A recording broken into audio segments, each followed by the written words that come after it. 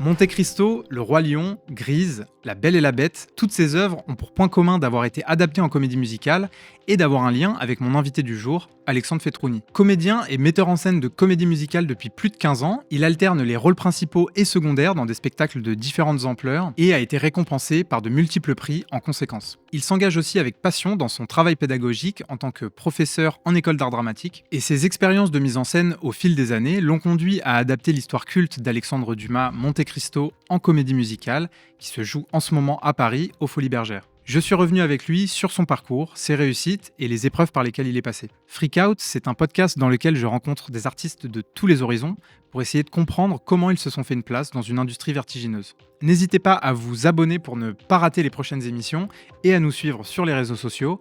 Et je vous souhaite une bonne écoute.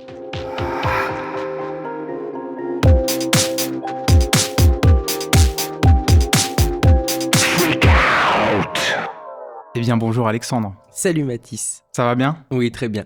Bah écoute, c'est un plaisir de te recevoir dans cette nouvelle émission de Freak Out. Avant de commencer, j'aimerais que tu te présentes. Je sais que tu es un artiste multicasquette et tu as beaucoup de projets à ton actif. Comment est-ce que toi tu te présentes quand tu dois t'introduire de manière générale ?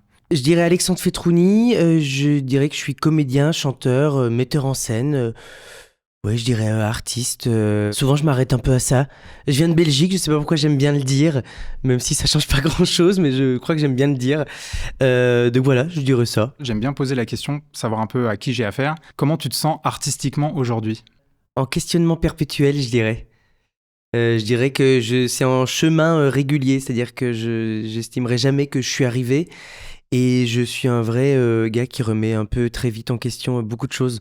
Donc je dirais ça. D'accord. Je dirais cet artiste un peu indécis et en même temps qui sait où il veut aller. C'est complètement contradictoire, mais je dirais ça. Mais en tout cas, tu vis avec. Je vis avec et je suis très heureux. Okay. Parce qu'on a tendance, et je pense qu'on va aborder plein de choses dans ce podcast. Absolument. Mais ça sera toujours bien de préciser qu'on est heureux, parce que c'est bien de le rappeler. Ça a toujours été le cas ? Pas toujours. Pas toujours, même là encore aujourd'hui, il y a des moments où tu sais, le doute prend le dessus, ouais. Où du coup tu te dis tiens, est-ce que j'ai envie de faire ça encore, est-ce que tout vaut le coup, est-ce qu'on est prêt à faire tout à n'importe quel prix. C'est plein de questions encore et encore, tu vois, mais est-ce que j'ai toujours été heureux, est-ce que je suis content du choix de vie que j'ai ? Oui. Pour commencer sur ton enfance, tu as grandi vers Liège. Liège, ouais. Est-ce que dans ce contexte, tu portais déjà un regard sur la comédie musicale et le monde du spectacle à ce moment-là ? Alors, c'est drôle, pas tant professionnellement. J'ai eu la chance de démarrer très jeune à la maîtrise de l'opéra, où j'étais, donc c'est ces chorales d'enfants, sauf qu'on avait cette particularité à l'Opéra Royal de Wallonie, donc à Liège, d'avoir, au-delà de participer aux grands opéras, on avait des spectacles à nous, c'est-à-dire qu'ils montaient des grandes œuvres jouées par des enfants. J'ai eu la chance de baigner dedans très vite tout en continuant l'école. Comment t'étais rentré là-dedans ? Par audition. À l'époque, je faisais du solfège, je faisais du violon aussi. Ça va pas durer longtemps, mais assez que pour qu'à l'Académie de musique Grétry, il y ait ce cours de chant choral, et que je me dise j'ai envie de chanter, why not ? Et donc je suis allé là-bas. Et c'est à l'époque la prof qui était là-bas, dont je n'ai même plus le nom, ça date un peu, mais qui avait dit la maîtrise cherche des enfants régulièrement. Et donc j'ai fait l'audition pour la maîtrise et j'y suis resté de mes 10 ans à mes 15 ans, un truc comme ça. Ah ouais, donc ça a dû être une expérience hyper enrichissante. Oui, parce que du coup t'es gamin et puis t'as l'école et en même temps t'as ça où on avait des vraies séries de représentations, donc c'est génial. Quand j'ai quitté la maîtrise, à l'époque, le théâtre Harlequin à Liège, qui est un théâtre un peu connu, cherchait quelqu'un pour jouer le Petit Prince. Donc c'était vraiment en format théâtre pour 2 ans de spectacle, de tournée en Belgique. Donc j'ai été sélectionné pour faire ça tout en continuant l'école encore. Donc je me suis axé un peu plus vers le théâtre. C'était vraiment que des œuvres théâtrales, donc j'avais arrêté le chant un petit peu. Et après j'ai enchaîné avec Poil de Carotte, mais encore à ce moment-là, je me suis pas dit que ça allait être mon métier. Ça, t'étais mineur ? J'étais mineur, ouais. Ok. Oui. Et donc, c'est des contrats un peu semi-pro gérés par les parents, hein, tu vois. J'ai démarré après ça, quand je suis sorti Alors, en Belgique, nous, c'est la réto, mais vous, ça doit être la première. La dernière année d'école, de collège, de lycée. De lycée, c'est terminale ? Ouais, c'est ça. Okay. Après la terminale, du coup, c'est le moment où tu choisis un peu ce que tu veux faire. Et je sais que j'ai des parents qui m'ont toujours poussé, mais pas encore à ce stade au point de se dire « Allez, artiste, soyons fous, on y va ». En tout cas, c'est eux qui t'avaient inscrit au conservatoire, etc. Parce Oui. que donc là, tu es rentré hyper jeune. Ouais, T'avais quoi? Bah, T'avais 7-8 ans. j'avais 7-8 ans. Hmm.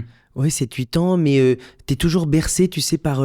j'ai la chance d'avoir une mère que j'aime profondément, qui chante extrêmement mal, mais qui adore chanter. Elle va me tuer si elle entend ça, mais maman, je t'aime. Mais elle adore chanter, elle nous emmenait au karaoké quand on était gamin avec ma sœur. Et j'ai un père qui adore danser. C'est drôle parce que je viens de deux cultures différentes. J'ai une mère sicilienne, un père libanais. Donc on est sur deux mélanges. C'est très méditerranéen, mais c'est deux opposés presque par moment dans la culture. Pas dans la culture de la Méditerranée, mais dans des fonctionnements. Et donc ma mère m'a toujours poussé. Mon père a eu un peu plus de réserve. Et du coup, études de droit, me suis embarqué dans 2 ans de droit. Improbable. Ça, c'est de ton fait aussi, ou c'est tes parents qui Bah, quand même t'ont rappelé en mode va peut-être Ouais, falloir. tu sais, tu te dis à un moment, il faut Ouais. une sorte de diplôme. C'est un peu étrange parce que j'ai l'impression que ça rentre un peu plus dans les mœurs aujourd'hui. Le fait de se dire qu'en fait, on peut être artiste à part entière. Moi, je te parle de ça, du coup, ça fait 20 ans. Tu vois, il y avait ce truc où c'est comme s'il fallait encore un diplôme pour pouvoir exister dans le monde professionnel. Et je me suis embarqué dans des études de droit en me disant, bah écoute, j'avais la tchatche. Je pense que je me suis dit, c'est à l'ego. Bon, j'ai complètement raté ma première année. Mais il faut le clos, hein. J'ai bien fait la fête, j'ai bien profité de l'université, mais j'ai pas beaucoup bossé. Et après ça, je sentais que par esprit, je sais pas, de revanche un peu, il fallait que je fasse cette deuxième première année en la réussissant. Ah oui, Et donc après, t'as fait j'ai 2 ans, mais 2 fois la première année. 2 fois la première. Et après, j'ai dit à mes parents, et j'ai envie de tenter autre chose. J'ai D'accord. envie de tenter, et je continuais toujours à bosser avec le théâtre Harlequin. Ça, ils t'ont soutenu direct, tes parents? J'ai quand même eu à prouver. Ils m'ont dit on te laisse 2 ans. En fait, j'ai passé l'audition du cours Florent à l'époque devant François Florent qui était encore vivant. Et j'avais la chance d'avoir un petit bagage de CV qui me permettait de pas faire de stage au cours Florent, mais de passer directement une audition d'entrée. Et du coup, j'ai passé cette audition d'entrée et du coup, à l'époque, François Florent m'a admis direct en 2e année. Et donc, j'ai fait 2e, 3e. Et quand j'ai passé cette audition, je me revois avec ma mère débarquer à Paris parce que nous, en Belgique, fête Liège, les gens qui étaient au conservatoire de théâtre, c'est des gens avec qui j'avais eu la chance de déjà travailler au théâtre Harlequin. Et je me suis dit, bah, quitte à bouger à Bruxelles, autant partir à Paris, autant tenter. Et à l'époque, Oui, parce que je connaissais que Florent, quoi. Les études de droit, tu les as fait en Belgique. Oui. Et donc, tu es venu à Paris vraiment avec cette ambition de tester l'art vivant. Ouais. Ok. Et c'était, tu avais déjà un plan, tu savais un peu ce que tu voulais déjà? Pas du tout. Est-ce que tu savais que c'était la scène? Ou est-ce que tu te laissais la porte ouverte au cinéma? Je me laissais la porte ouverte. C'est vrai que quand je suis venu à Florent, j'y suis allé pour le théâtre. Enfin, théâtre, cinéma.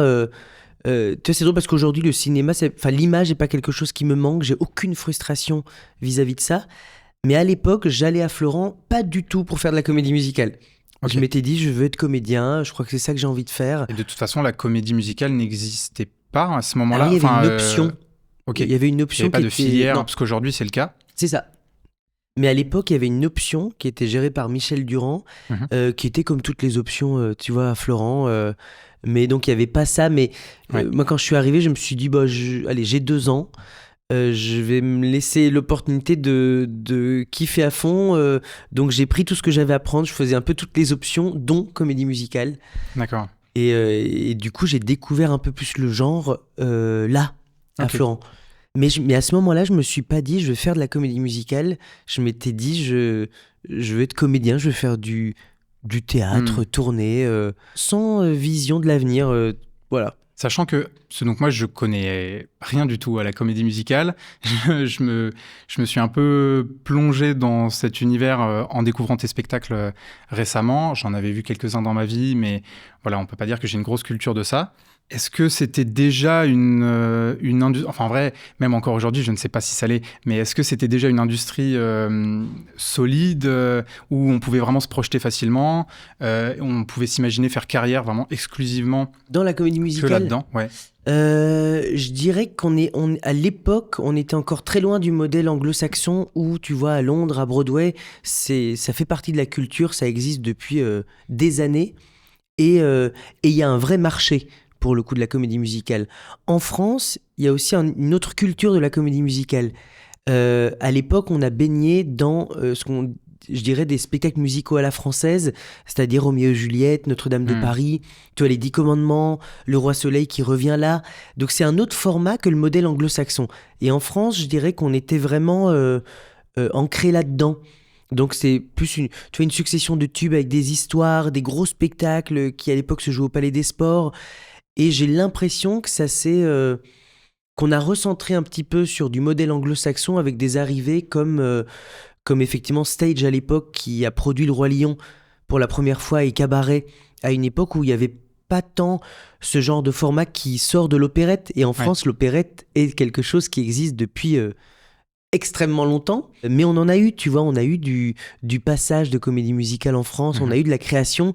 Mais je dirais que c'est encore plus présent aujourd'hui qu'à l'époque où je trouve qu'il se passait énormément de choses déjà en comédie musicale. On peut pas dire qu'il y avait rien. Tu vois, mais il se passe beaucoup de choses maintenant et je trouve ça très bien pour le genre, pour le coup. J'ai quand même remarqué, là il se trouve que j'étais à Londres il n'y a pas si longtemps, et j'ai senti qu'ils avaient quand même une autre culture de la comédie musicale, et qu'il y avait des licences qu'on n'a pas du tout ici. Oui. Il y avait une comédie musicale Stranger Things Oui. qui arrivait, et j'ai encore du mal à comprendre pourquoi est-ce que ça s'exporte si mal et pourquoi le public français le consomme pas. Ben, alors j'ai l'impression qu'ils consomment quand même. Tu vois, en France, on a quand même un public pour ça. C'est En tout complet cas, souvent. ça marche, tu vois. Ouais. Je pense que c'est un format qui... Alors, encore une fois, il y a plein de styles dans la comédie musicale. On a le spectacle musical, on a le théâtre musical qui est extrêmement riche en France aussi. C'est-à-dire des formats un peu plus petits, centrés souvent sur des petites équipes, avec un format de musiciens live un peu réduit. Mais tu vois, il y a plein d'œuvres de théâtre musical qui se créent. Et on a les comédies musicales un peu plus blockbuster à l'anglo-saxonne, tu vois. Donc vraiment, c'est un genre qui est extrêmement varié. Mais je pense que les formats qui se font à Londres font partie de la culture typiquement anglaise. Et donc, il y a... Quand on parlait de marché pour ça, c'est que c'est extrêmement cher à produire. Tu vois, souvent, quand tu regardes les spectacles à Londres, ils sont 20-30 sur scène. On a un orchestre de 10-15 musiciens. Enfin, c'est fou. Aujourd'hui, produire ça en France coûte extrêmement cher. Tu vois, nous, on le voit là avec des œuvres comme Monte Cristo où tu te dis l'ajout de musique live aurait été primordial et on prône ça, évidemment. Mais au niveau de budget de production, tu es obligé à un moment de faire des choix. Et c'est vrai que je pense que c'est un genre qui coûte cher à produire. Et on est aussi face à un peu de tout au niveau production, on va pas se mentir. C'est-à-dire qu'il y a tout type de production. Il y a des gens qui se lancent là-dedans, il y a des gens qui sont là depuis longtemps, il y a des gens qui prennent des risques, d'autres non. Donc c'est vrai que même au niveau des budgets de prod, quand tu vois aussi par moments les scénos incroyables qu'il y a à Londres, heureusement qu'il y en a qui prennent le risque ici et qui investissent dedans, mais souvent on n'est pas dans le même type de production non plus en France quand même. Bon, on reviendra sur Oui. Monte Cristo parce que pour moi, il y a quand même un peu du grand spectacle dans Monte Cristo. Donc pour revenir sur les cours Florent, à ce moment-là, tu commences à tilter que peut-être c'est possible de faire carrière dans cette branche. Oui. T'en retiens une bonne expérience de tes études Ouais, alors c'est drôle, à l'époque où j'étais à Florent, j'étais parti du principe que je prenais tout ce que j'avais à prendre. Je me suis dit, j'ai 2 ans, je ne réfléchis pas, je fonce. Je pense que j'ai moins ça, mais comme la génération actuelle, on avait une forme d'insouciance à l'époque, on était moins confronté, je trouve, au monde actuel, à tout ce par quoi on passe depuis ces dernières années ou ce qui se passe autour de nous. Et du coup, tu sais, cette forme d'insouciance permettait une vraie liberté dans... je comptais pas mes heures, j'étais là sans réfléchir, j'étais fatigué, on me poussait, on me bousculait, mais je sentais une extrême envie de bosser. et une extrême bienveillance vis-à-vis de moi. C'est-à-dire j'avais ce vrai recul. Moi, je me souviens qu'à l'époque, j'avais une prof extrêmement dure, mais que j'ai adoré. Mais encore une fois, on parle d'une autre époque. Je précise parce que je trouve qu'il y a des formes de pédagogie qui ne peuvent plus exister à l'heure actuelle, tu vois. Et je pense qu'on est tous Qu'est-ce d'accord qu'elle a là-dessus. Non, mais elle était vraiment... En fait, elle était extrêmement exigeante. Et j'ai adoré qu'elle casse mon petit côté un peu bisounours que j'avais en sortant de Belgique, parce que je pense qu'elle avait raison sur une chose, c'est que je ne prenais pas de risques, que j'allais me faire bouffer si je ne me foutais pas un bon coup de pied au cul pour me dire « Hey, en fait, c'est du taf, il faut bosser, il faut que tu te remettes en question, il faut que tu prennes des risques, rester dans un truc plan-plan ne m'aidait pas. » Et après, j'ai eu un autre prof en 3e année et ça a été une autre expérience complètement variée où du coup, j'ai adoré, mais du coup, j'avais envie d'être... Ça m'a manqué d'être un peu bousculé. Et à cette époque-là, c'est vrai que je me suis dit, fonce, tu verras ce qui se passe après. Mes parents me payaient la formation pendant 2 ans. Je me souviens, j'étais dans une chambre de bonne chez Raymond, à Mairie des Lilas à l'époque, que je ne connaissais pas, mais qui avait une chambre à louer. Et donc, je savais que c'était un petit moment, tu sais, où il fallait que je fasse mes preuves et que j'avais pas tant le choix. Tu vois, c'est-à-dire qu'au bout de 2 ans, et c'était le deal. Il fallait que je travaille après. Et ça allait être soit dans le spectacle, soit dans autre chose. Et quand je suis sorti de Florent, écoute, j'avais passé des auditions. J'ai bossé 1 an chez Disney à la Parade parce que je m'étais dit, bah écoute, il faut que je gagne de l'argent et j'ai pas envie spécialement de bosser ailleurs. J'ai envie de rester un peu dans une forme, tu vois, d'art. Et j'ai surkiffé cette expérience. Tu vois, je faisais des personnages, on peut pas spécialement développer là-dessus pour une politique Disney, mais je suis passé par là et je n'ai aucun regret. J'ai rencontré des amis incroyables, j'ai bossé et j'étais extrêmement fier de pouvoir bosser, de pouvoir me dire je gagne de l'argent en faisant une parade à Disney, alors que je sortais de Florent avec, et encore une fois avec beaucoup d'humilité, c'est un microcosme Florent. Tu sors de là, tu peux très vite être encensé, je suis sorti avec un Jacques d'interprétation et un Jacques de mise en scène, et puis 3 mois plus tard, je faisais un personnage sur la parade à Disneyland Paris, alors que au début, tu te destines, tu te dis, là, je vais faire des pièces, je vais faire de la télé, j'en sais rien, tu vois. Et je n'avais, j'avais vraiment aucune déception. Je continue à auditionner et je pense que du coup, la forme d'humilité que j'ai aujourd'hui, elle vient aussi de ce parcours-là. Tu vois, de se dire, ouais, je pense que je travaille dur et je pense qu'effectivement, le recul que j'ai me permet de me protéger d'énormément de choses. J'ai énormément de mal avec les gens qui ont trop d'ego, par exemple. Tu vois, et on en croise beaucoup dans les écoles. Des gens qui ont peut-être pas compris que c'est un lieu de travail et qu'en fait, ce n'est pas juste parce que tu t'inscris quelque part et que tu es encensé dans un espace aussi réduit qu'une école, que ça sera le cas à l'extérieur. Et par moments, de prendre le recul de ça, c'est bien aussi. Surtout qu'il y a un peu ce nom doré qui est les cours Florent. Il y a beaucoup de gens qui s'inscrivent là-bas aussi. Il y en a qui vont se rendre compte que c'était peut-être qu'un rêve. Ouais. Mais tu sais, je dis ça en n'ayant pas de part dans cette école. Hein. J'ai la joie d'y enseigner depuis 14 ans, mais avec encore une fois un recul, c'est comme toutes les écoles, c'est un gros nom, c'est une grosse école, c'est vrai. On a la chance, nous, d'être dans un microcosme en comédie musicale qui est à taille humaine, donc c'est génial. Mais au-delà de toute cette école qui englobe énormément de campus, de cursus, moi je sais que c'est une maison dont je suis fier parce qu'elle m'a formé. Et tu vois qu'aujourd'hui, j'y reviens enseigner avec une vraie fierté de faire partie de cette maison. Et je pense que comme toutes les écoles, il faut en choisir une école où tu te sens bien. Ouais. Tu vois, par exemple, je sais qu'on demande toujours, on reçoit beaucoup de questions de « Tiens, tu conseilles quoi comme école ?» Et par moments, je parle évidemment de Florent, mais sans dire que c'est là qu'il faut aller. Tu vois, je trouve que c'est une excellente école parce qu'elle est variée. C'est-à-dire que tu peux tomber sur plein de profs différents et surtout rencontrer des gens. Moi, j'ai rencontré des amis avec qui j'ai créé des choses et j'aurais pas fait Florent, j'aurais pas rencontré ces gens. Tu vois, mais je reste persuadé qu'il faut que tu trouves une école où tu te sentes bien et surtout de prendre ce que tu as à apprendre. Je pense qu'il est évident que tout ne te plaira pas à un endroit. Tu l'as évoqué, mais donc tu as gagné un prix d'interprétation et tu disais autre Mise chose en scène. de mise en scène Ouais. aussi. Ça, c'était pour un projet à toi, C'était à pour Florent. mon TFE Moulin Rouge à Ok. l'époque. Et donc ça, c'était un projet... Fou. Il fallait Ça, juste que tu écoute, trouves un projet et bah, donc tu l'as fait, ouais. ou c'était un truc que tu avais en tête depuis longtemps? Non, c'est que tu sais, on a cette liberté de se dire au cours Florent qu'on a le droit de monter un TFE, un travail de fin d'études.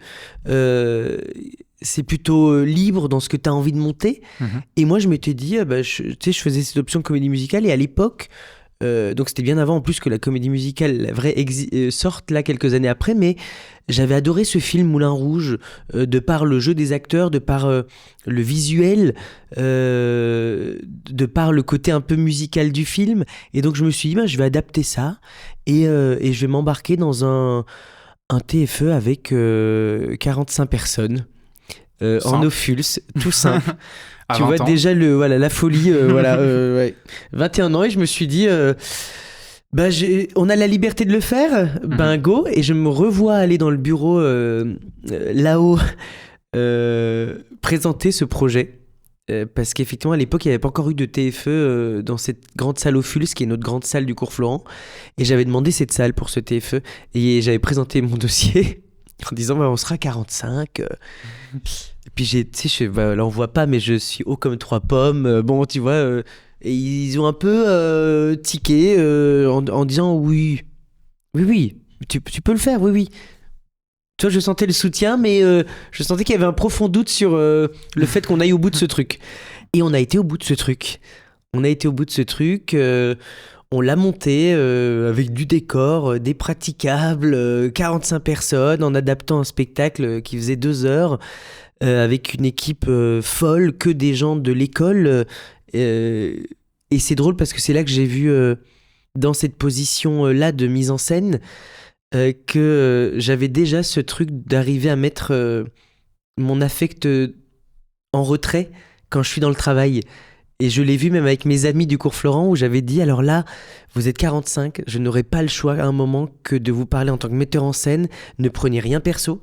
C'est-à-dire qu'au bout d'un moment, on ira boire des coups après, mais là, je vais devoir avancer. Et je sais que c'est déroutant pour certains, parce que je pense, en tout cas j'espère, être, tu vois, un peu éveillé. En tout cas, je suis très enjoué comme gars, tu vois, très spontané. Mais dans le travail, je peux être extrêmement radical. Et c'est vrai que je l'ai découvert à ce moment-là. Okay. J'ai découvert à ce moment-là en me disant non, allez hop, là, il n'y a pas de on rit. Et je suis le premier à rire quand je ne suis pas en direction. Hein, c'est la grosse contradiction. Et donc, j'ai monté ce TFE. On a été au bout. Et puis après, effectivement, j'ai eu Jacques de la mise en scène pour ce TFE. Et l'autre, c'était interprétation pour... c'est drôle, une comédie musicale aussi, mais Rent, montée par Geoffrey Couette. C'était pas pour le même projet? Non. Parce que tu jouais dans Moulin Rouge? Non, juste je faisais la mise en scène. Ok. Et en tout cas, tu tombes autant amoureux des 2 rôles à ce moment-là, ou tu te dis l'un plus que l'autre? Parce que t'as mis combien de temps à refaire de la mise en scène derrière? T'as joué assez rapidement, mais... Ouais, j'ai joué assez rapidement. C'est drôle, c'est comme si je m'étais dit c'est une bulle, tu vois, ce TFE où j'ai eu l'opportunité de mettre en scène. Ouais. Mais je m'étais pas dit que ça allait être une direction que je pouvais prendre. La mise en scène. La mise en scène. Tu vois, je m'étais dit, voilà, c'est une bulle, j'ai l'occasion de le faire là, je le fais. Ouais. Mon but était vraiment d'être, tu vois, d'être acteur, d'être comédien. Donc c'était une bulle et je m'y suis remis après, typiquement en donnant cours, tu vois, en ayant les 2e années comédie musicale en jeu ou...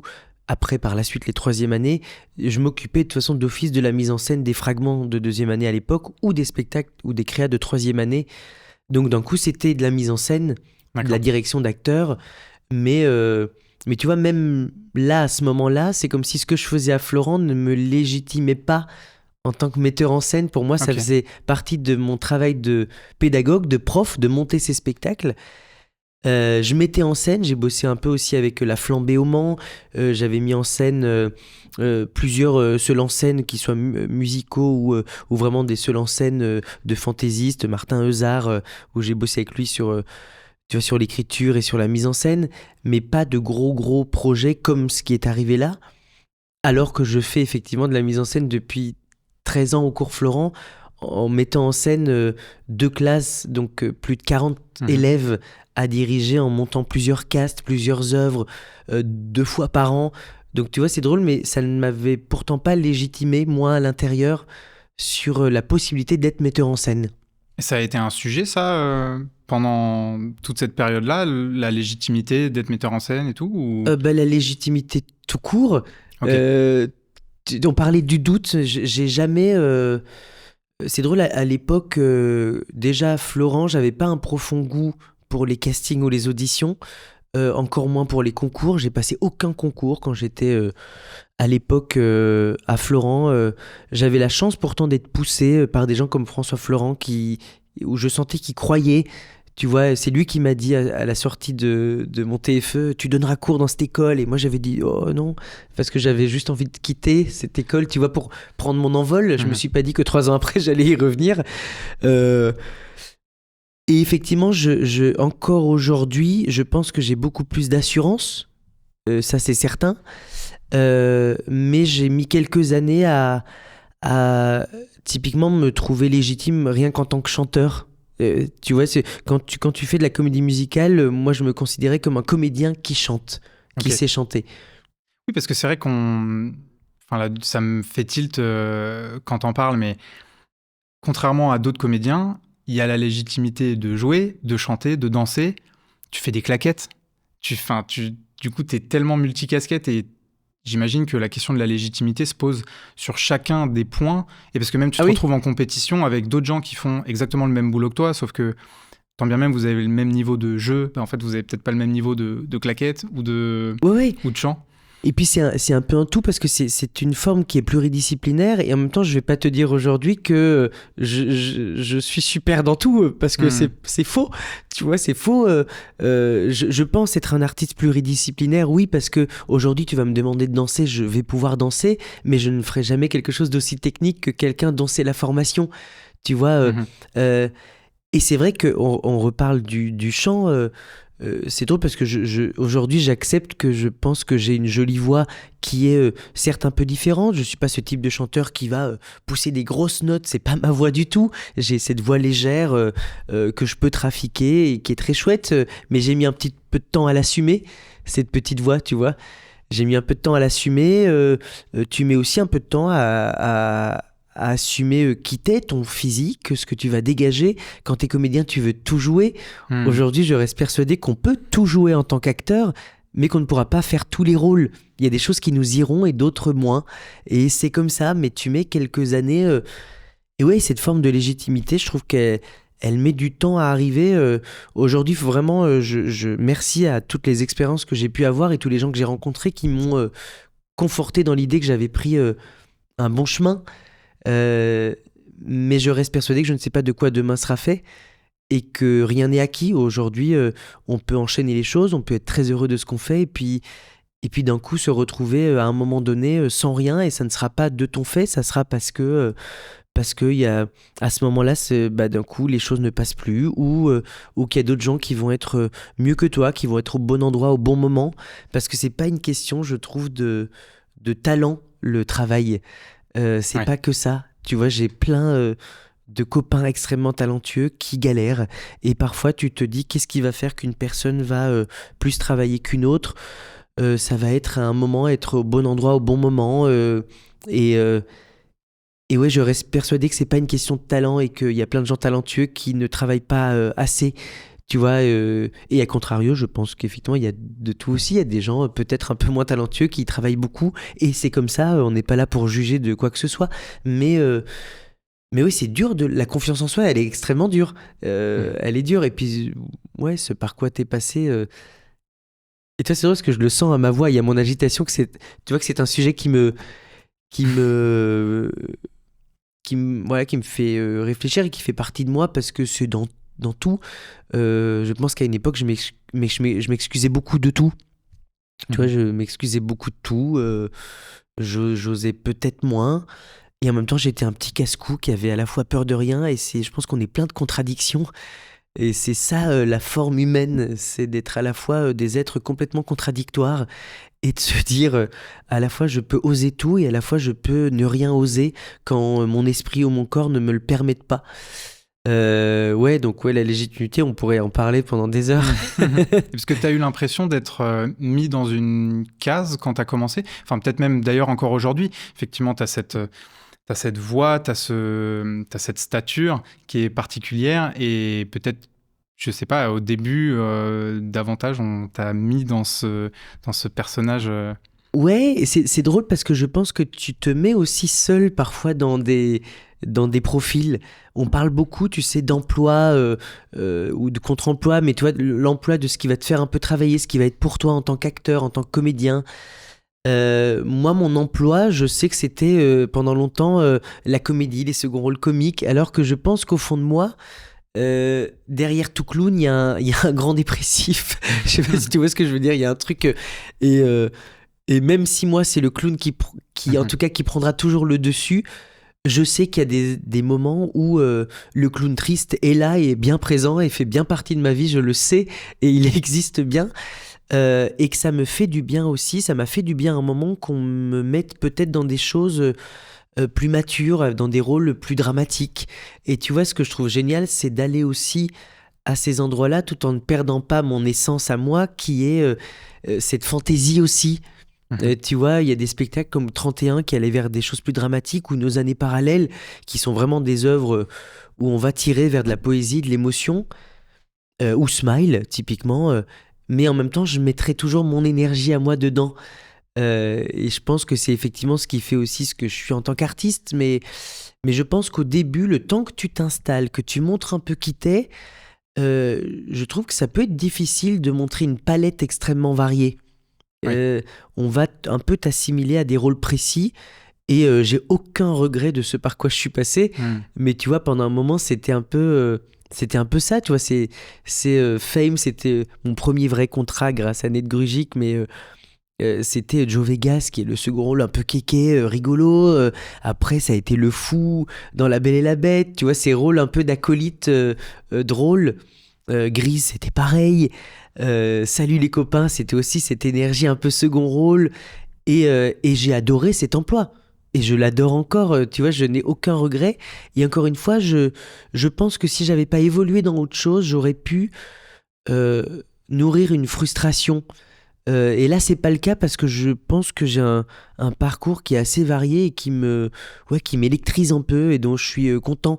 Mais c'est vrai qu'au début, je trouve ça très dur de pouvoir montrer un peu tout parce que tu as envie de tout montrer alors qu'en fait, tu ne pourras pas le faire, tu vois, tu pourras pas.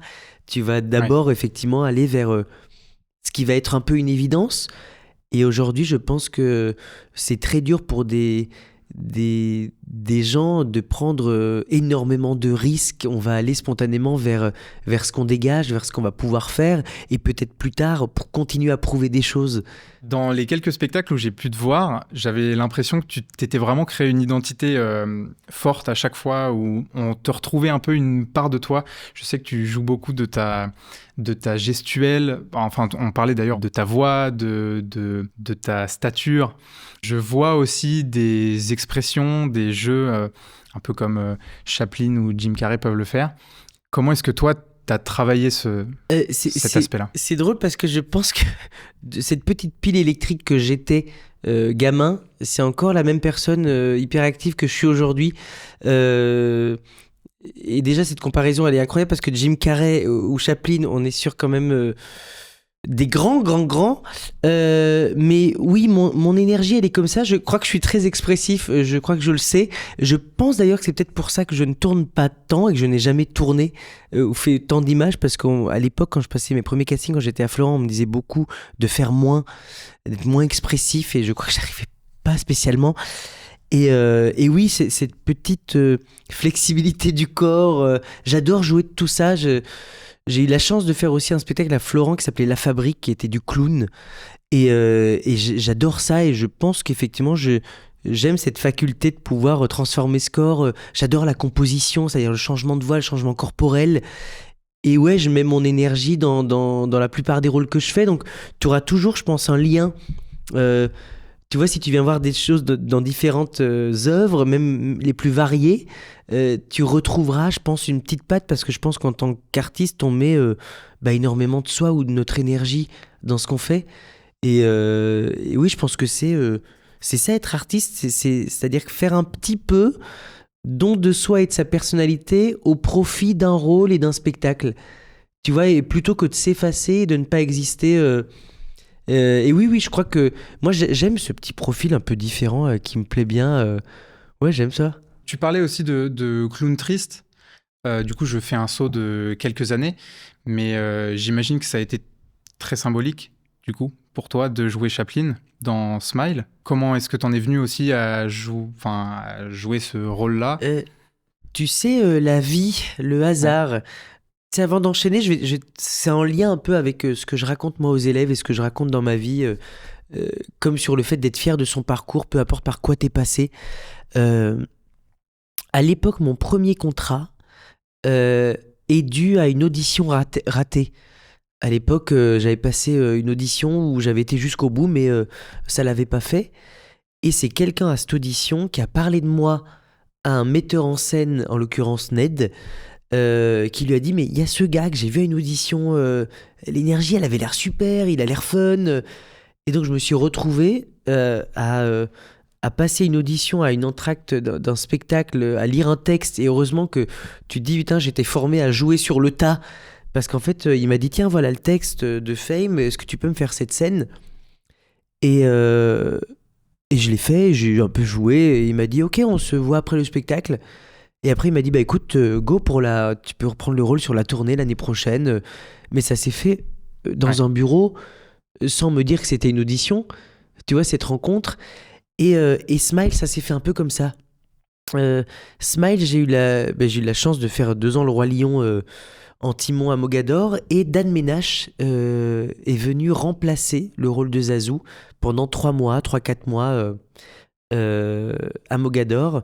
Et Dan, on se connaissait depuis un moment, mais on n'avait jamais vraiment bossé ensemble. Je croise Dan Ménache dans un couloir en prépa. Faut savoir que Zazou et Timon ne se croisent pas du tout dans le spectacle. Et au détour d'un couloir, il me dit on a pensé à une pièce avec Nicolas Neubaud, on a pensé à toi pour une pièce, pour une lecture. Donc c'est même pas la pièce va se monter, tu vois, c'est une lecture. Mais bon, il me dit t'es jamais dispo, t'enchaînes.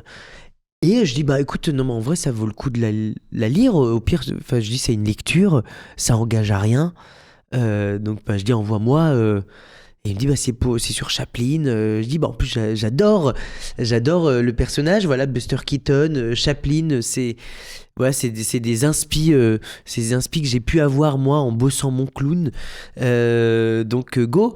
Mais tu vois il n'aurait pas été dans ce couloir à venir faire un remplacement en last minute pendant quelques mois et de se dire je croise Alex, je vais lui dire tiens on a pensé à toi pour un truc, il se le serait sûrement dit chez lui sans appeler, parce que c'est vrai que tu donnes vite l'impression que t'enchaînes, que tu n'as pas le temps de rien, et c'est vrai que je crois que je cultive moi ça dans ma vie, je suis un éternel hyperactif et je lutte contre ça à beaucoup de moments. Je dis non à des choses, hein, mais tu vois, je me rends compte que ça peut être complètement négatif parce que tu es toujours en recherche de nouveaux projets, et les gens parfois n'osent pas parce que tu donnes l'impression que t'enchaînes, et qu'en fait parfois juste une conversation peut amener ce type de projet.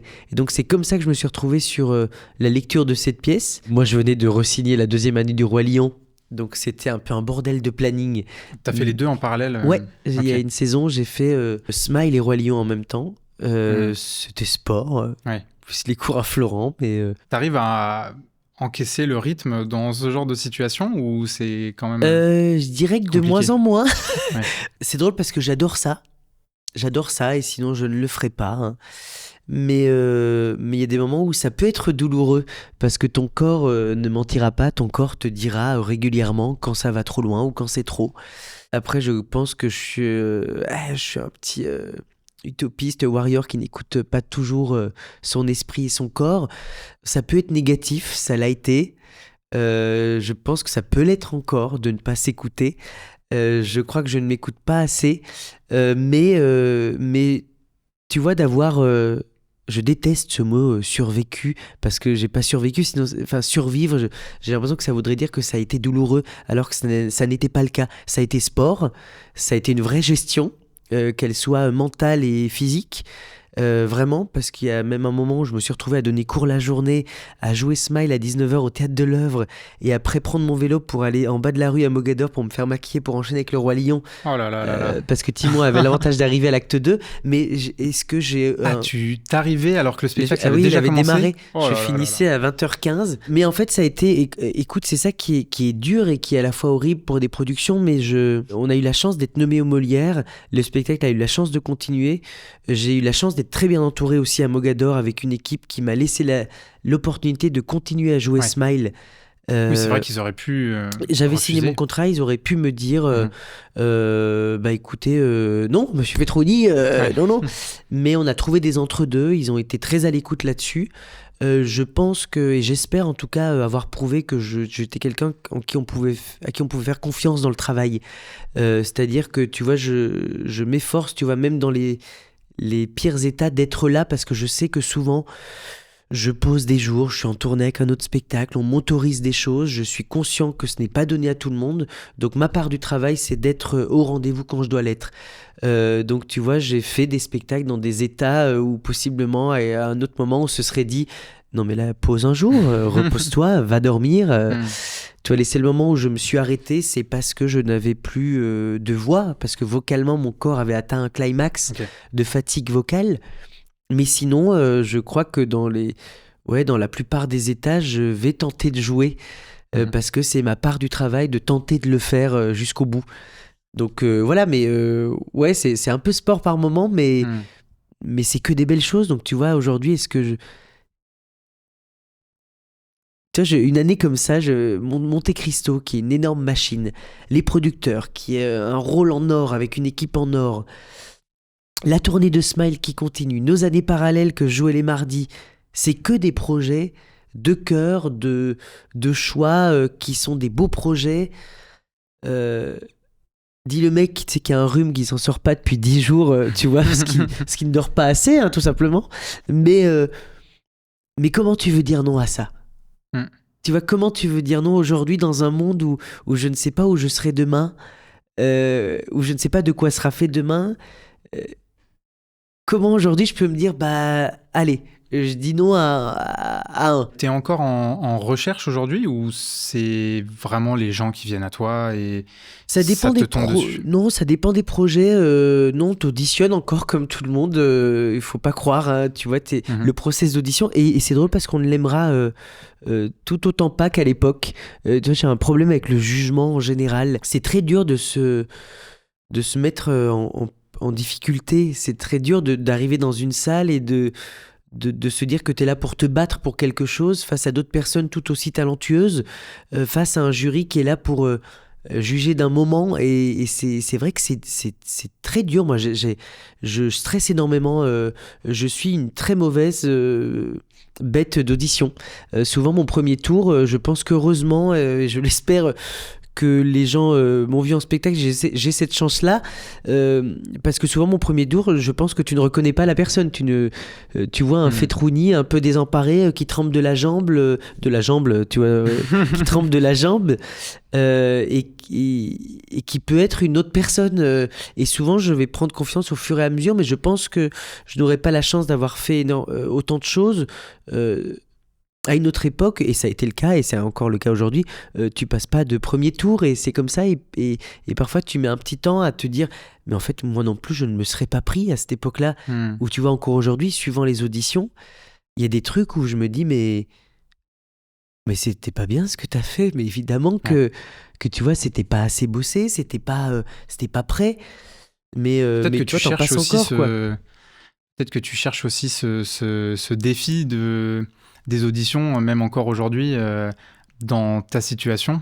Peut-être que ça te stimule un peu aussi d'aller faire ces auditions. C'est ce qui est drôle, c'est que vraiment, si j'avais le choix, j'en passerais pas. Okay. J'aimerais tellement que tout tombe du ciel comme tout le monde, tu vois. Parce que je crois que vraiment que j'aime pas ça. Vraiment, j'ai du mal, ça me stresse, ça m'angoisse, je dors pas avant. Tu vois, ça crée un truc en moi vraiment de stress. D'accord. Ce qui est improbable parce que quand tu vois la personne sur scène, je pense que les gens se disent pas ce mec est stressé de la vie, alors qu'en fait, mais si, éternel angoissé. Y compris à chaque fois que tu avant de monter sur scène, etc. Alors, plus à chaque fois, Ouais. mais en travail, oui. Mhm. En travail, j'ai envie de bien faire, j'ai envie que ça soit bien. Je suis stressé avant une première, pendant un lancement. Une fois que c'est rodé, en fait, la confiance, tu l'as. Mais oui, en fait, t'as juste envie de bien faire, de pas décevoir. Euh, et tu vois, là, aujourd'hui, au-delà de me décevoir moi, j'ai eu l'impression à un moment qu'il fallait que tu honores une forme de réputation tout le temps.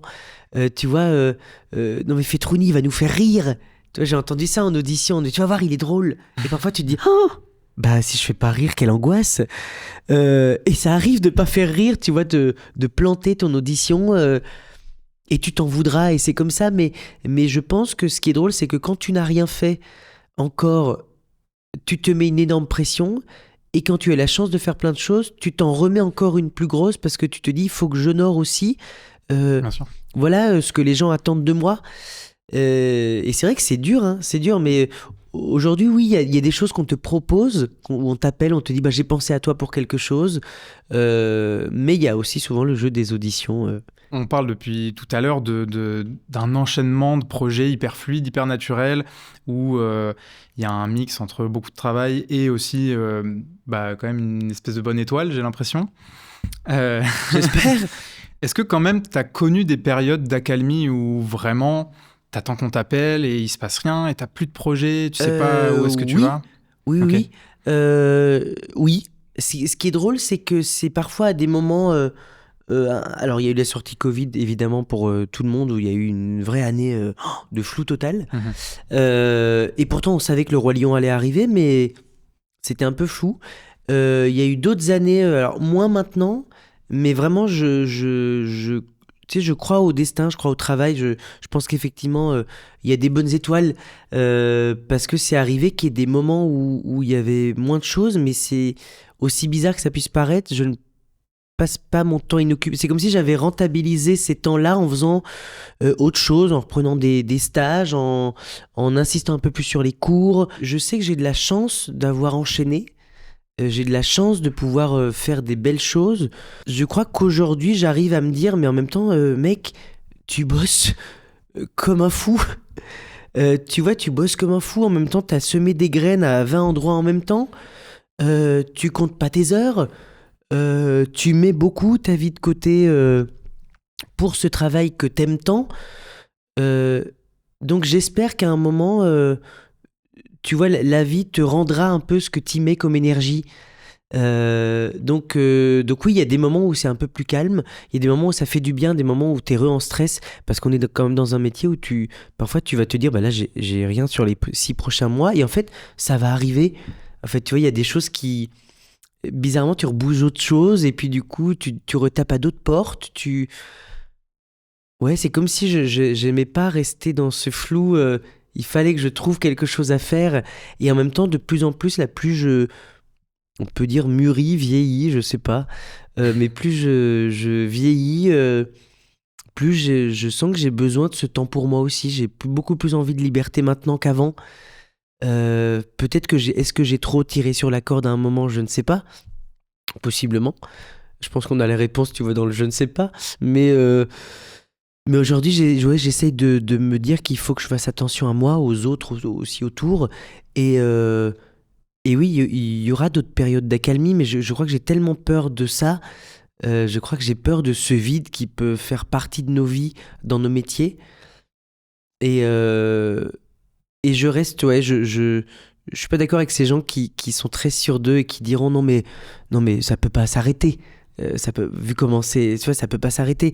Si, je reste persuadé que ça peut s'arrêter. Je reste sûr même que ça pourrait s'arrêter et que ça ne sera parfois pas de notre fait, ça sera la conjoncture qui fera que il y aura peut-être d'autres personnes à d'autres moments, que nous on aura peut-être aussi envie d'autre chose. Mais ouais, ouais, que rien n'est acquis. Est-ce que c'est ça qui me fait, tu vois, rester dans cette énergie? Ouais, je pense. Ça donne aussi l'impression que tu cherches peut-être à combler quelque chose avec un métier qui est un peu réputé pour te faire vivre plein d'émotions, te mettre dans la peau de plein de personnages. Est-ce que tu t'identifies un peu à ça? Ouais, ouais, c'est drôle parce que euh, j'en parlais avec mon psy. Tu vois, parce que je trouve ça bien aussi de le dire. À une époque, tu sais, aller voir quelqu'un, c'était parce que tu n'allais pas bien. C'est comme s'il fallait absolument ne pas aller bien Mhm. pour aller voir quelqu'un. Et à un moment, c'était pas le pire moment de ma vie, mais j'ai senti le besoin, déclic, d'aller parler à quelqu'un. Et c'est drôle parce qu'on parlait de ces peurs. Qu'est-ce qui faisait Qu'est-ce que je fuyais, tu vois, en faisant autant de choses. Et encore aujourd'hui, je n'arrive pas à trouver cette réponse parce que j'aime profondément ce que je fais, que c'est vrai que j'ai cette tendance à par moments m'oublier là-dedans, mais en même temps, c'est pas quelque chose que tu mentionnes parce que tu as peur de faire peur aux gens en disant ça. Est-ce que les gens vont pas se dire non, mais en fait, faut le laisser tranquille alors que tu as envie de dire mais non, mais ne me laissez pas tranquille. Si j'ai envie d'être tranquille, je le déciderai moi. Tu vois, si j'ai envie d'être tranquille, je me mettrai en retrait, je prendrai ce temps pour moi et je sens que j'en aurais envie à un moment, j'en ai eu envie déjà à d'autres moments. Euh, mais je veux pas qu'on choisisse pour moi ce moment, tu vois. Mais ouais, ouais, je ne sais pas ce que ça cherche à combler.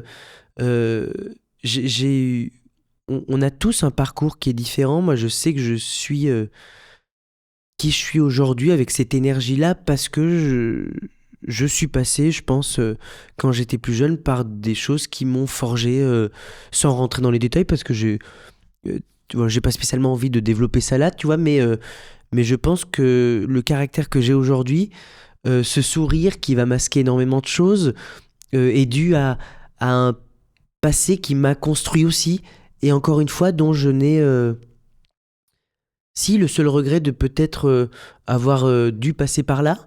Je pense pas que c'était une nécessité, mais je suis fier de la personne que je suis aujourd'hui.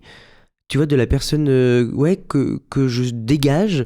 Je pense et j'espère être un vrai gentil. Je l'espère profondément parce que je prône ça et que oui, je sais que je peux être dur avec moi-même, je peux être dur dans le travail, je peux être exigeant, mais je sais que je suis gentil.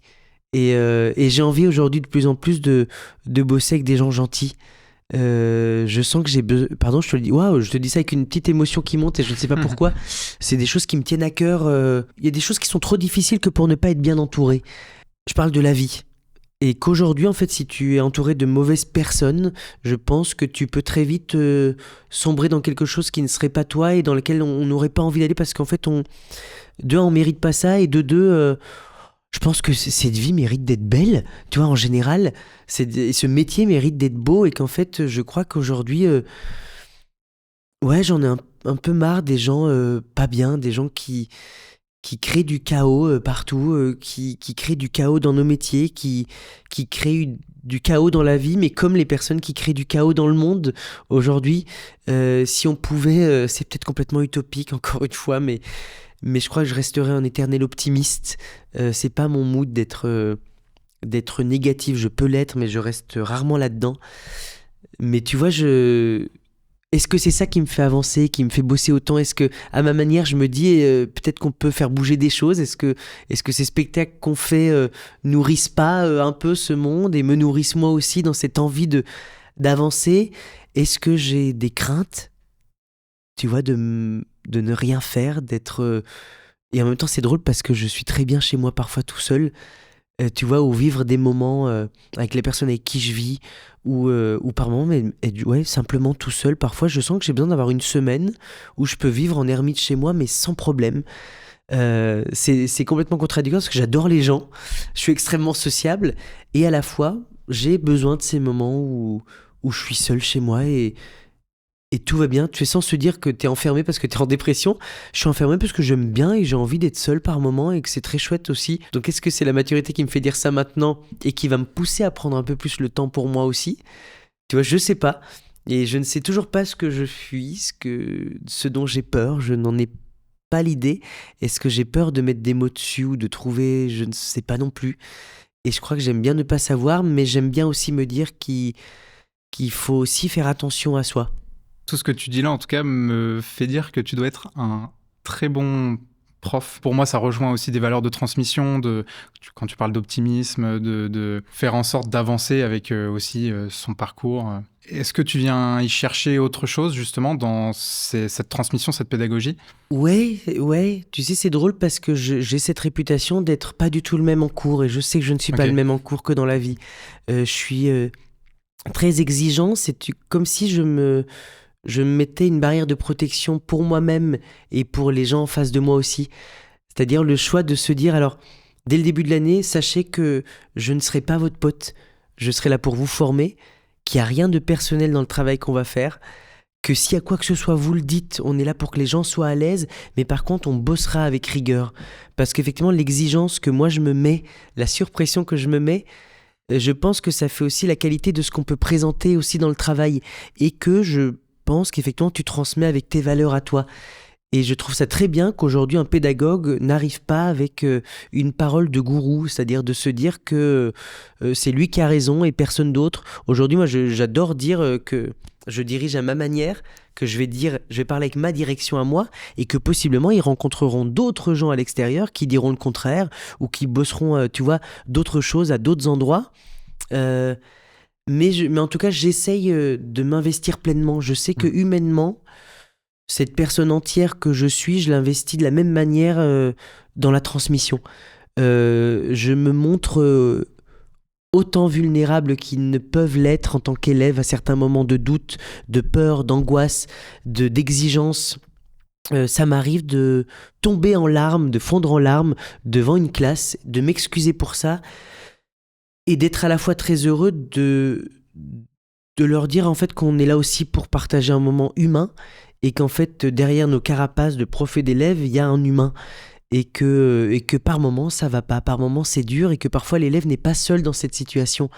C'est très dur parce on ne s'autorise pas ça, parce qu'on se dit que qu'en tant que prof tu dois être extrêmement solide, et je pense que cette rigidité que j'ai en cours, c'est ma protection. Et c'est triste à dire, mais c'est une manière, moi, de pas flancher parce que je suis une pompe à émotions, je suis une pompe à énergie.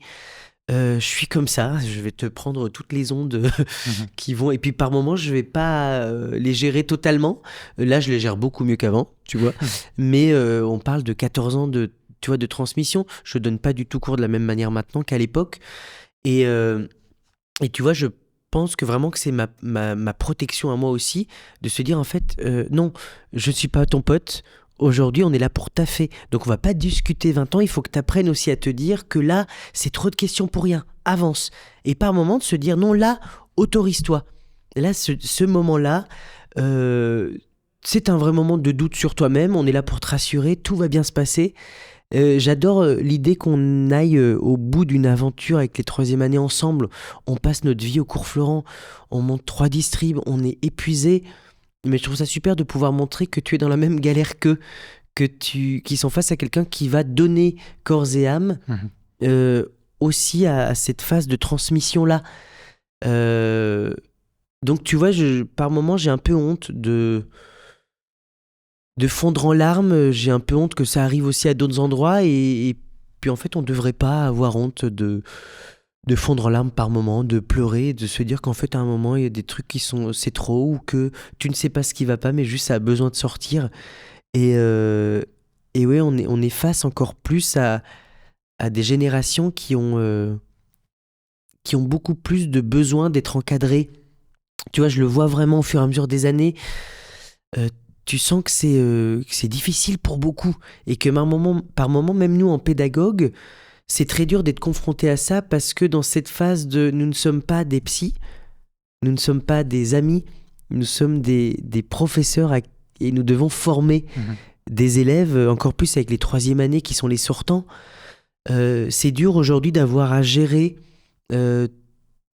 le psychologique, le personnel, et c'est pour ça que dans mon travail, c'est ce que je fais et c'est ce que je dis aux élèves. Par moment, le perso doit arriver à rester de côté. En tout cas, dans le travail, dans cet espace qu'est le plateau, moi aujourd'hui, il y a plein de moments où je peux me dire que ça va pas, mais quand j'arrive à un endroit, j'arriverai avec le smile. Ça sera peut-être pas le même que la veille, mais je pars du principe qu'aujourd'hui, je vais aller me confier à certains si ça va pas, mais que personne autour de moi n'a besoin dans cette troupe que j'y amène une énergie complètement négative. Ouais. Tu vois, il y a des gens qui ont du mal un petit peu à masquer et que je ne juge pas encore une fois, chacun est comme il est. Mais moi, j'essaye de partir de ce principe que quand tu arrives au théâtre, on doit déjà dealer avec chacun sa journée, chacun ses émotions, chacun une énergie du moment. Parfois, c'est dur. Tu vois, quand tu fais un spectacle sur du long terme, il y a des jours où tu arrives et tu te dis, mais comment je vais le faire celui-là? J'ai passé une journée catastrophique et les gens en même temps dans la salle n'ont pas à savoir ta journée. Les gens qui ont payé une place aujourd'hui n'ont pas à savoir ta journée. Tu vois, je trouve aujourd'hui que si tu n'es pas capable d'arriver à cacher un petit peu quand ça va pas dans ce métier compliqué de représentation, bah c'est dur parce qu'en fait le public aujourd'hui s'en fout de ta journée. Aujourd'hui le public s'en fout que tu n'ailles pas bien aujourd'hui. Aujourd'hui il est venu pour passer un bon moment devant un spectacle ou se divertir, peut-être pour sortir de sa journée. Je trouve qu'on a un vrai devoir en tant qu'artiste, tu vois, on a un vrai devoir en tant qu'artiste d'arriver à faire un spectacle aussi bien qu'il devrait être tout le temps, même si parfois c'est compliqué. Il y a des fois où tu as des spectacles où tu n'as pas de doublure et tu apprends à le faire dans des états où tu te dis, si t'es pas là, on annule, qu'est-ce qu'on fait Et c'est dur parce que on prône aujourd'hui, et je suis d'accord avec ça, il faut s'écouter. Mais tu vois, quand t'aimes ce métier, que t'es face à 1000 personnes dans une salle et que si tu n'es pas là, ils ne jouent pas, qu'est-ce que tu fais ? Qu'est-ce que tu fais ? Et je suis d'accord aujourd'hui pour que ça soit encadré par des gens, mais maintenant qui puissent te dire, ce n'est pas grave. Pense à toi d'abord, si tu n'es pas capable, ce n'est pas grave, on annule et c'est ok. Mais à une époque, c'était pas le cas. Et tu vois, là, aujourd'hui, moi, je sais que je fonctionne un peu comme, par moment, une machine, encore une fois humaine, mais ouais, c'est dur de prendre cette responsabilité-là, je trouve. De se dire, alors ok, je veux bien m'écouter, merci de m'encourager à le faire, mais c'est dur. C'est dur de se dire, si t'es pas là, on annule. Ah. Ouais. Bon, en tout cas, pour revenir sur l'aspect prof, si tu fais ça depuis aussi longtemps, parce que j'avais pas compris que tu faisais ça depuis 14 ans, c'est vrai que tu dois forcément... Enfin, si tu lâches pas l'affaire au milieu de tous tes autres projets, c'est que ça doit vraiment te tenir à cœur particulièrement. Écoute, ouais, parce que ce qui est drôle, c'est que c'est ce qui me demande le plus d'énergie. Un cours.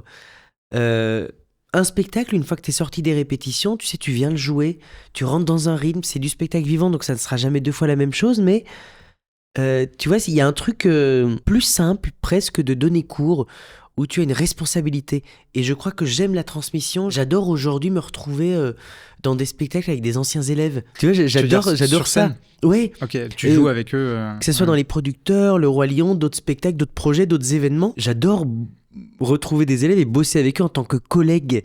C'est drôle parce que je parlais de ça hier avec une ancienne élève de rien avec qui je me suis posé. On est sur une lecture ensemble. Je lui disais, c'est trop bien qu'on se... Elle me dit, mais moi aussi. Et puis c'est drôle parce qu'au début, j'avais un peu peur parce que t'as été mon prof 2 ans.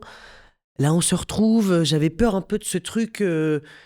Et en fait, non. Parce qu'en fait, tu te dis, on est dans un autre cadre. En fait, une fois que c'est fini, on va pas imposer encore ce statut de prof-élève ou en tout cas d'ascendante, de position, cette forme de supériorité complètement nulle. On est au même stade, tu vois, dans ces projets-là. Et je trouve ça super de partager une troupe avec eux. Je trouve ça génial. Et puis de très vite se dire, il y a plus de prof-élève. Il faut qu'on soit à part égale, qu'on rigole là-dessus. Et oui, ça fait 14 ans. Je te cache pas qu'il y a plein de moments où j'ai envie d'arrêter parce que c'est trop intense. Même pour moi, tu sais, il y a des moments où tu fournis beaucoup d'énergie quand tu n'as pas la sensation de la recevoir tout le temps en face. Et c'est normal. Tu te dis, ça me demande vraiment beaucoup de travail. Est-ce que ça vaut encore le coup ? Et puis tu te retrouves à vivre des fins d'année avec des élèves que tu as accompagnés. Tu montes un spectacle avec eux. On a la chance de pouvoir jouer nos spectacles pendant 3 semaines à Florent Comédie Musicale. Tu les vois évoluer, tu les vois grandir. Cette émotion et cette fierté que j'ai à ce stade-là, à ce moment-là, elle me fait complètement balayer tous les moments difficiles de l'année. Et je pense que c'est ces moments-là qui me poussent à continuer. Sinon, je pense que j'aurais arrêté depuis longtemps. Mais c'est dingue comme... c'est comme quand tu fais une créa, qu'elle est difficile, que tu dors pas beaucoup, que c'est intense physiquement. et que tu vis la première et que ça te fait oublier complètement ce par quoi t'es passé. Et tu te dis, mais ouais, ça valait le coup en fait, ça valait vraiment le coup. C'était dur, mais ça valait le coup. Et je pense que c'est ça qui me fait continuer et puis de les voir évoluer. Je crois que c'est tout ça. Je voulais peut-être revenir sur les 2 projets donc, qui te caractérisent peut-être le plus en ce moment, qui sont les producteurs d'Alexis Michalik et Monte Cristo que tu mets en scène. Est-ce que tu peux un peu expliquer comment ça s'est passé, peut-être ta rencontre avec Alexis, Monte Cristo dans un second temps? Alexis, on se connaissait un tout petit peu, mais de s'être croisés par des potes communs, mais on n'avait jamais travaillé ensemble. Et puis c'est pas quelqu'un que je connaissais moi personnellement plus que ça. C'est quelqu'un que je connaissais de par son talent, son parcours, tout ce qu'il a fait. C'est quelqu'un d'extrêmement impressionnant en plus. C'est drôle parce qu'il dégage quelque chose de très simple et quelque chose de très impressionnant aussi à la fois. Et c'est à l'époque Laura Ben-Simon, qui est metteuse en scène résidente, qui l'assiste sur les producteurs, qui m'avait appelé en me disant on va relancer les producteurs, est-ce que ça te dit d'auditionner Et j'ai dit bah oui, carrément. Carrément, et donc ça s'est fait comme ça. J'avais la chance aussi de bosser avec Dan Ménage sur Smile, qui est un des meilleurs amis d'Alexis, qui m'avait dit mais vas-y, il faut que tu tentes. J'avais déjà auditionné moi à l'époque pour la première version. Okay. Et en fait, j'avais même pas été après un tour parce que je venais d'être pris sur le Roi Lion en même temps. Et en fait, donc c'est toi qui avais mis fin à. Bah j'avais priorisé. Ce qui est drôle, c'est que je crois que ça a été une sorte de commun accord sans en discuter, parce que je venais d'avoir ma réponse du Roi Lion pour Timon. 2-3 jours après, je passais le premier tour des producteurs, et en fait après je signais le Roi Lion, donc ce qui voulait dire que de toute façon tu peux pas faire les deux, tu vois. Et je sais que Ben Coden, lui à l'époque avait choisi de prioriser les producteurs. Après, si ça se trouve, j'aurais pas passé un premier tour du tout, j'en sais rien du tout, tu vois, mais ça s'est arrêté parce que de toute façon j'avais signé le Roi Lion tu vois, 2 jours après, donc... Le destin t'a donc remis sur la route des producteurs. Oui. Okay. Et c'est drôle parce que je me dis, est-ce que c'était pas le moment là ? Est-ce qu'à l'époque, j'aurais pas manqué un peu de maturité de jeu ? Je sais pas. Mais ouais, le destin m'a remis un peu sur cette route-là. Je me suis, au moment des auditions, je me suis pété la cheville à l'Opéra de Rouen sur une production. Je suis tombé d'un décor, donc j'ai eu un arrachement osseux et rupture de 2 ligaments à la cheville. Pendant la représentation ? Pendant la représentation. Bah, et puis tu es tout bête, tu continues de jouer, t'es un peu con dans ces moments-là, tu te dis le show must go on jusqu'au bout. Et c'est 2 jours après que je suis allé aux urgences parce que ça avait gonflé et qu'ils m'ont dit mais ça va pas, c'est une entorse grave que vous avez. Ah bon ? Ah d'accord. C'est vrai que c'est un peu gonflé, ça fait très mal. Mais sur le coup avec l'adrénaline, tu continues quoi.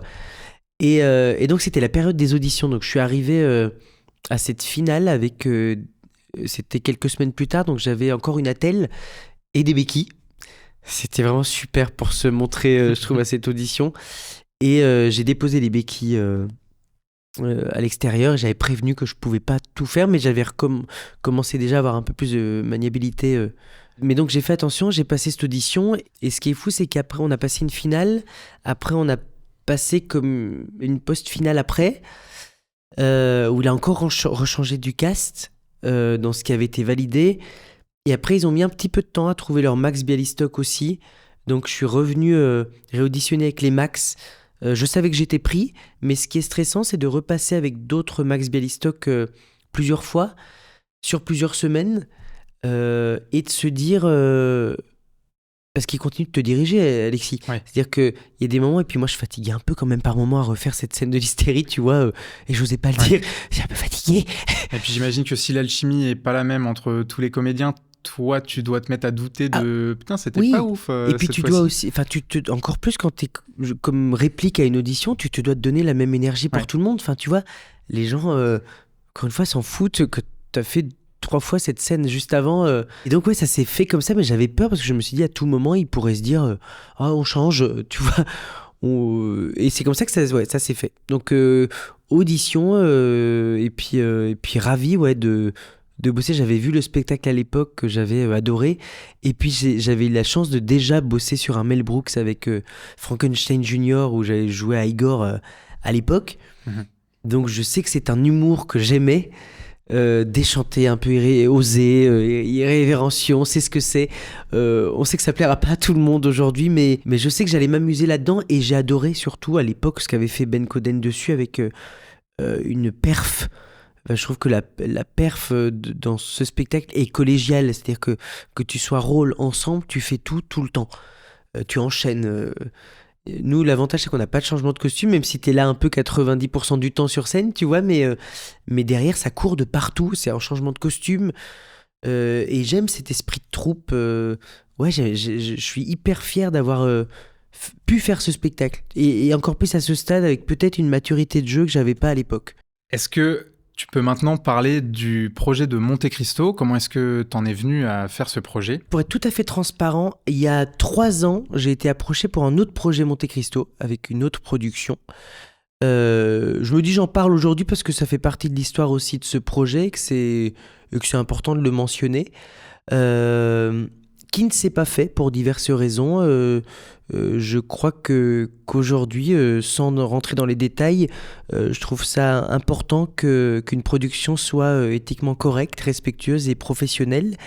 Et ce n'était pas le cas. Pour plein de raisons, et on a fait le choix à cette époque-là en accord avec eux, de quitter ce projet. Et donc à l'époque, je redémarchais des productions avec l'idée de ce projet. Effectivement, j'avais l'autorisation de démarcher un peu d'autres prods avec ça.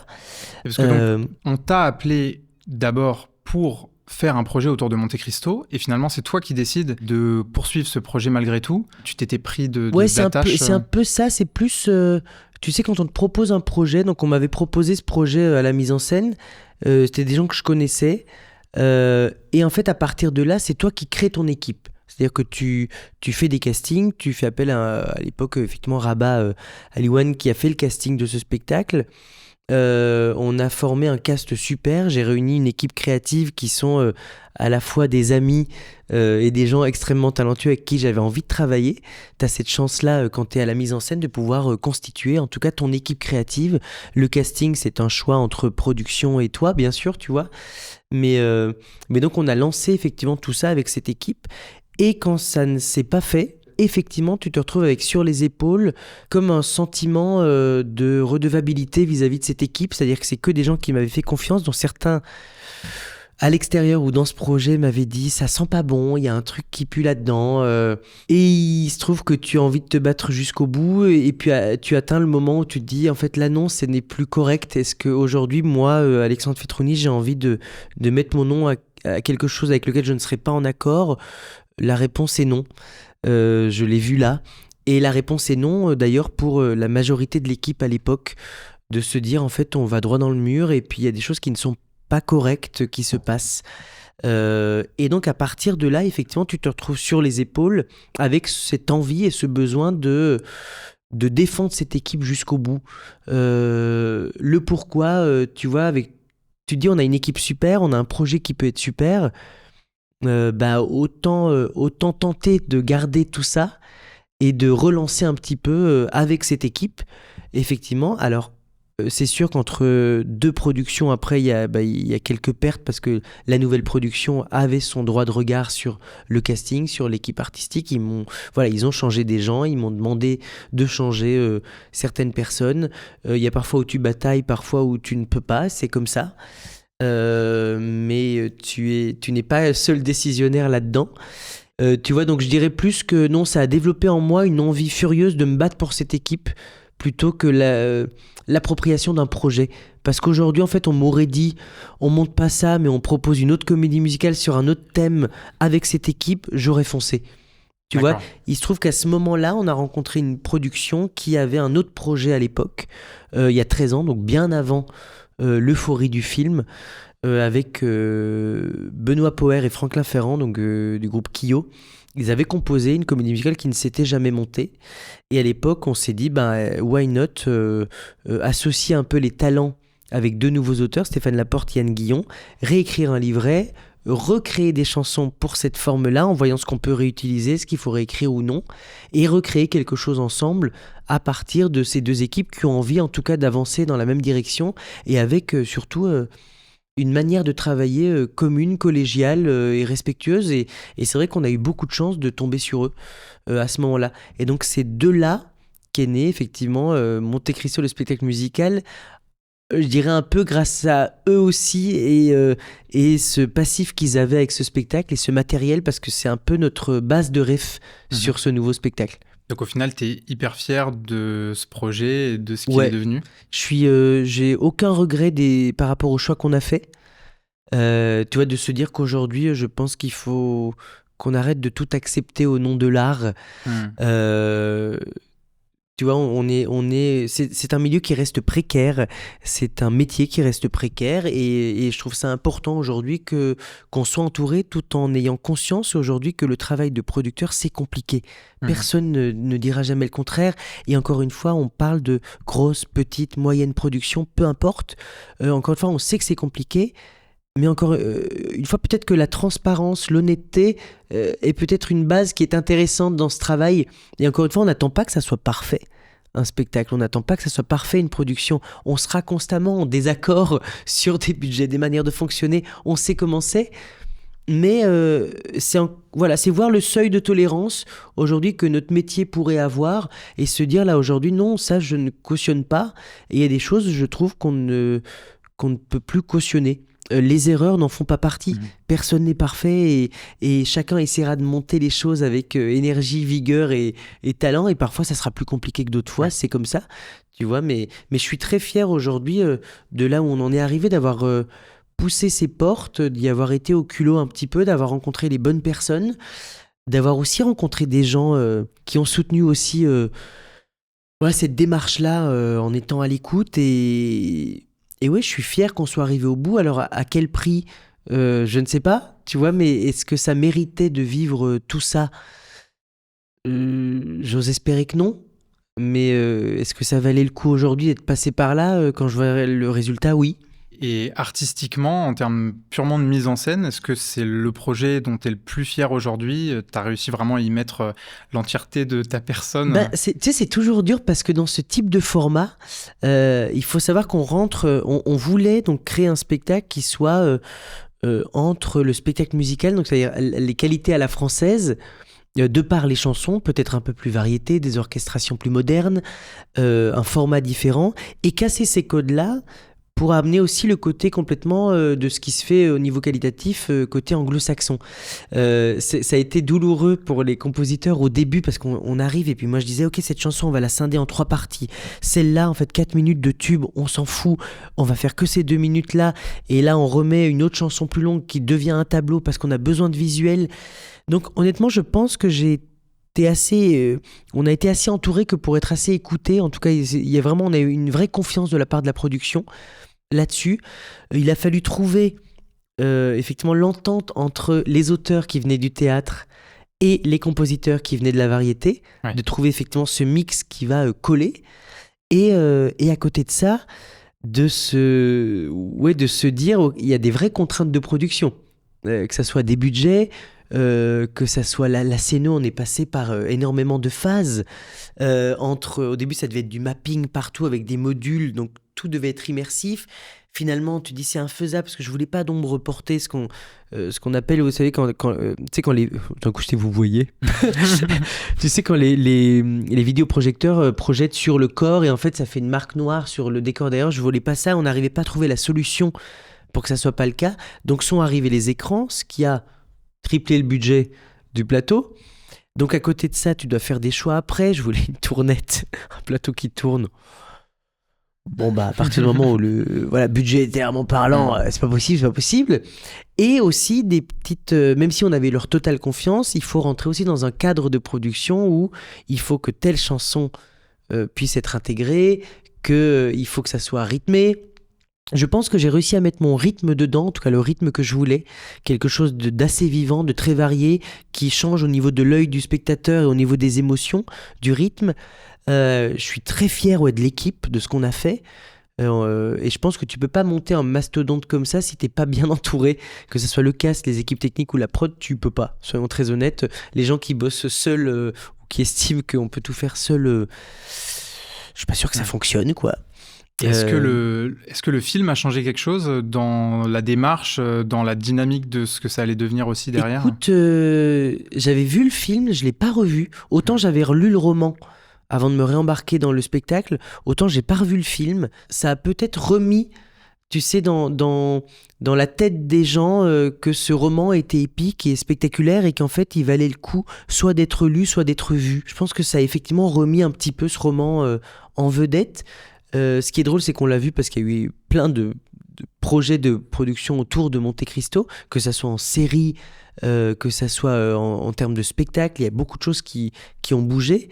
Ce qui est intéressant, c'est aussi d'entendre qu'il y a des projets qui ont eu la possibilité de réémerger de par le succès du film, que ça soit le nôtre avec ce qu'ils avaient eux il y a 13 ans ou d'autres projets tu vois, dont on a entendu parler. C'est des projets parfois qui dataient de quelques années avant le film. Je pense que le film a effectivement repoussé des productions à se dire allez, en fait on peut y aller. Je pense que les gens ont envie. Alors est-ce qu'il va y avoir une surdose? On ne sait pas, tu vois.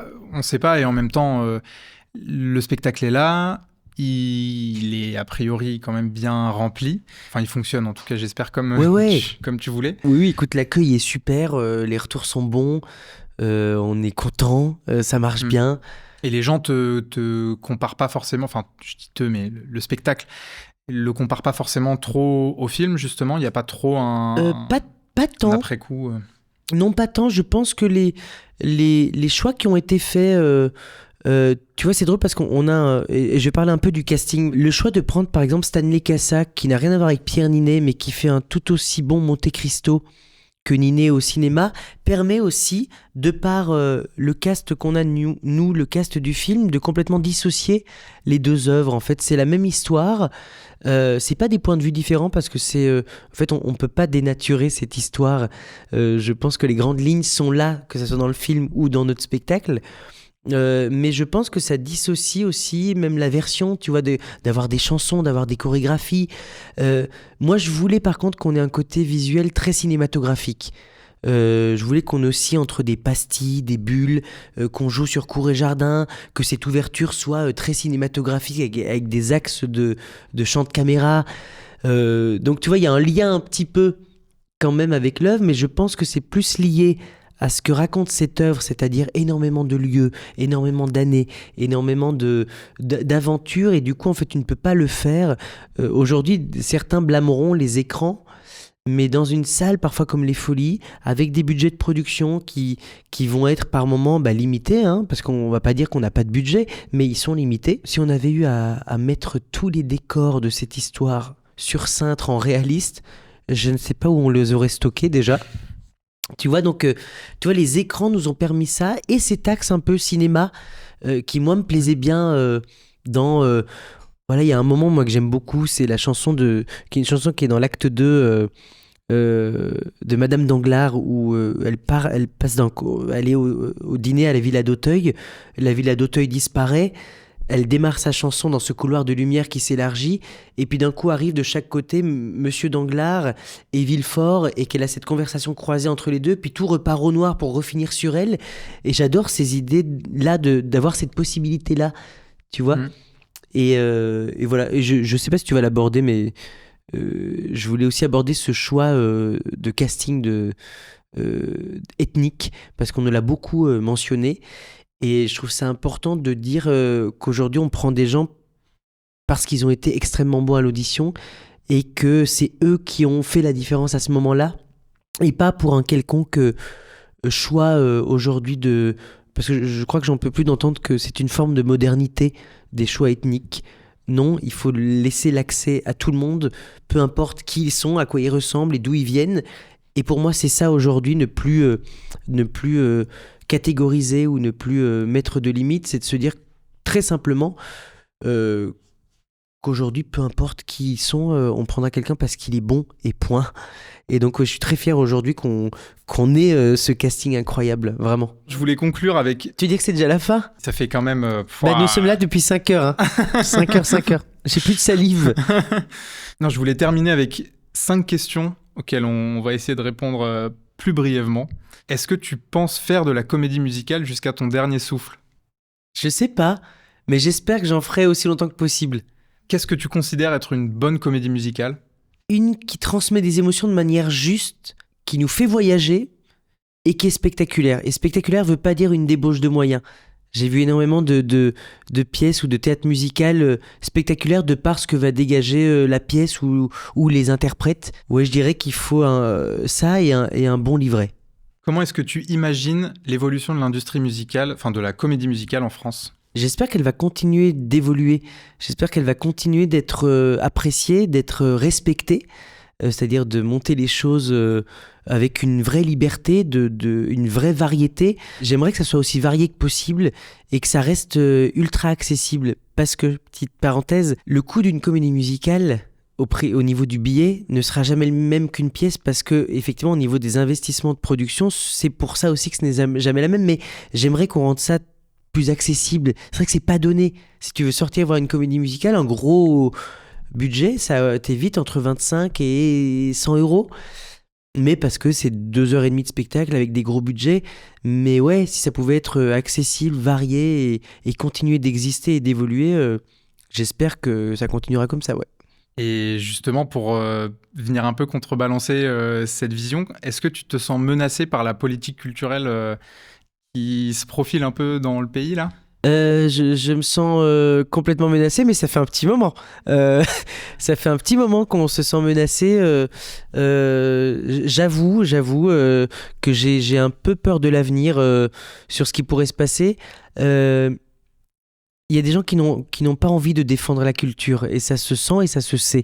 Il y a des gens qui arrivent aujourd'hui aux portes du pouvoir et qui, je pense, n'ont pas de considération réelle pour ce pays. Et je pense qu'il ne faut pas se tromper par peur, par crainte, par déception de vote quand il faut aller voter. Et je me permets de te dire là, dans ce podcast, qu'il faut aller voter. C'est un droit que certains n'ont pas. Et nous l'avons, utilisons-le. Je pense juste qu'il faut faire attention à ce qui arrive. Et je pense sincèrement que la culture peut être menacée et que si quelqu'un en doute, il ne faut pas s'embarquer par crainte dans quelque chose qui pourrait provoquer le chaos encore une fois. Merci. Et donc pour conclure définitivement, est-ce que tu peux nous parler de tes potentiels prochains projets ? Écoute, on a ce petit retour de Smile la saison prochaine à la Nouvelle Ève pour quelques dates, là où on a créé le spectacle. Il y a beaucoup de choses qui sont un petit peu en suspens, dont je ne sais pas si je peux parler encore ou pas. Je dirais qu'on peut se donner rendez-vous fin avril pour autre chose, une autre branche que j'explore très peu, mais qui fait partie aussi de mon parcours. J'ai la chance de prêter ma voix à quelque chose qui va sortir au cinéma bientôt et dont je suis très fier. J'ai été très bien entouré sur ce projet, mais on se donnera rendez-vous pour en parler à un moment. Enfin, en tout cas, je publierai un petit truc. Et sinon, j'ai plein d'envies. J'ai des envies d'écriture, j'ai des envies de me diriger, pourquoi pas, vers un seul en scène. J'ai envie de continuer à mettre en scène.